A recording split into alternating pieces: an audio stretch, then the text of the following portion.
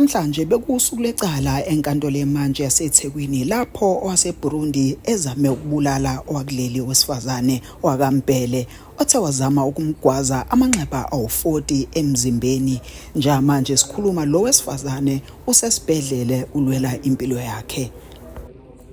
Icala lihlehliselwe kusasa ngenxa ukuthi umsolo ubengekho, kusolakala ukuthi unenkinga yezengqondo, odokotela bebesamhlolisisa kahle. Kusasa uzobhekana necala lakhe.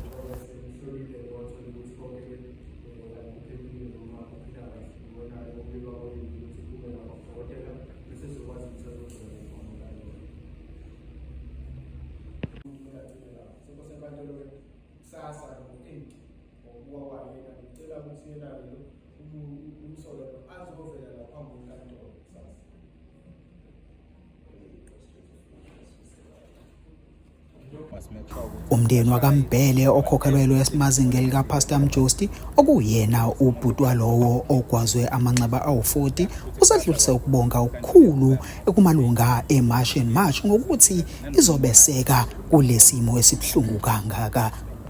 Mandla bafowethu sithi sewumndeni akasidlulisa kakhulu ukubonga isupport esithole kwi-movement ye-March and March.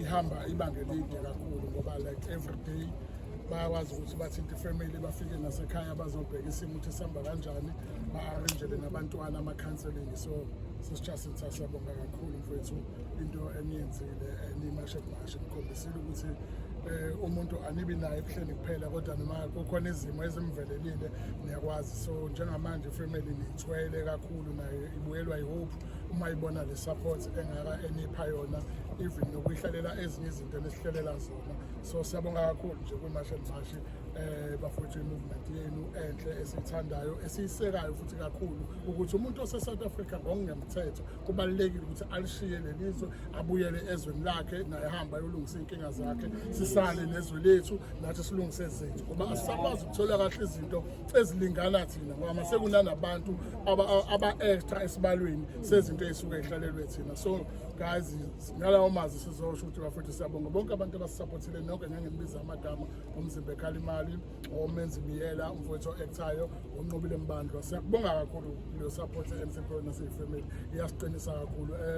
Isimo-ke sikasisi-ke namanje asikajabulisi usase-ICU, singenile ngaphakathi laphana enkantolo namhlanje-ke ngenhlanhla-ke icala lakhe likwazi ukuthi lingene kwi-roll yamacala azoqhubeka le nkantolo. Base behlehlisa-ke bahlehlisela ikusasa nje kade sechazile umsholozi ukuthi ngenhloso yokuthi bafuna ukuthi abe khona kusasa.